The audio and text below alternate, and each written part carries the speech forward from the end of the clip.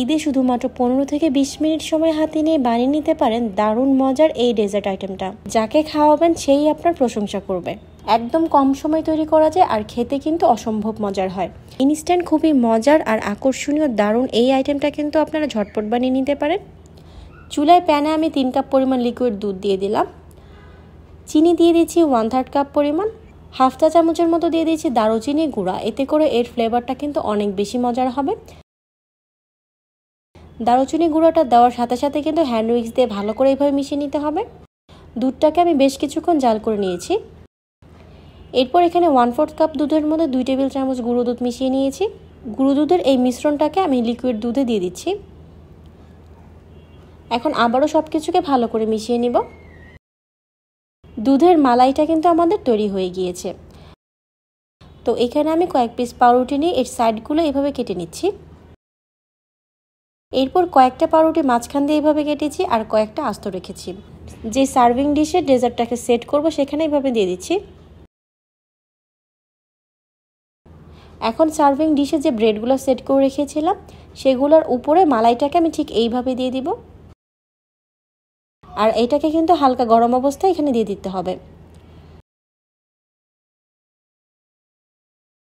মালাইটা দেওয়ার পর উপর থেকে আমি কিছু কাজু বাদাম আর পেস্তা বাদাম কুচি দিয়ে দিচ্ছি। এখন এটাকে একটা সাইডে রেখে দেব। একটি মিক্সিং বলে আমি এখানে 1 কাপ থেকে কিছুটা কম নিয়ে নিচ্ছি হুইপড ক্রিম। এই ক্রিমটা আপনার যে কোনো বড় মুদির দোকান কিংবা সুপার শপে পেয়ে যাবেন। আর ক্রিমটাকে ব্যবহার করার আগে অবশ্যই এটাকে ফ্রিজে রেখে ভালো করে ঠান্ডা করে নিতে হবে। একটি বিটারের সাহায্যে আমি ভালো করে ক্রিমটাকে বিট করে নিচ্ছি।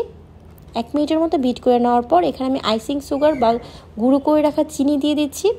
এখানে প্রায় 3 টেবিল চামচের মতো চিনি দিয়েছি। চিনির পরিমাণটা আপনাদের স্বাদ অনুযায়ী কম বেশি করে দিতে পারেন।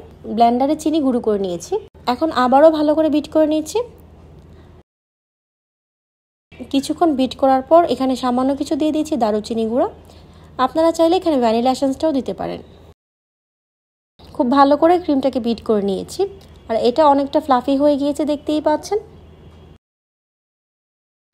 ব্রেডের উপরে ক্রিমটাকে এইভাবে স্প্রেড করে দিয়ে দিচ্ছি।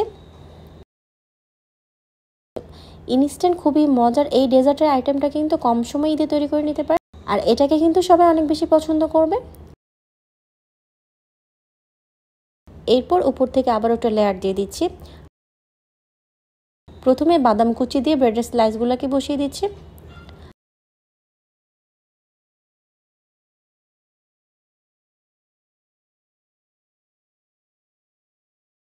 এখন ব্রেডের উপরে মালাইটাকে ভেবে দিয়ে দিব। একইভাবে ক্রিমটাকে উপরে আবার ভালো করে সেট করে দেব।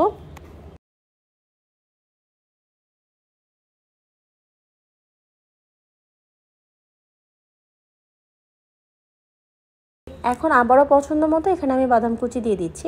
আপনারা আপনাদের পছন্দ মতো এটাকে ডেকোরেট করে নিতে পারেন। আমাদের ডেজার্টটা কিন্তু তৈরি হয়ে গিয়েছে। এখন এটাকে নর্মাল ফ্রিজে সেট করার জন্য রেখে দিতে হবে।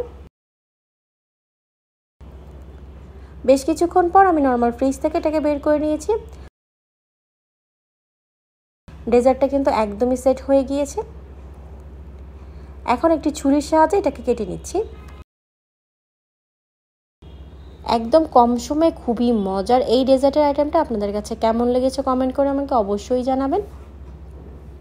এটা নিশ্চয়ই দেখে বুঝতে পারছেন কতটা ইয়াম্মি হয়েছে। রেসিপিটা কেমন লেগেছে আমাকে অবশ্যই জানাবেন। এমন সব মজার আর নতুন রেসিপি পেতে আমাদের ফেসবুক পেজটা ফলো করে রাখতে পারেন। আজ এই পর্যন্তই। সব অনেক বেশি ভালো থাকবেন। আল্লাহ হাফেজ।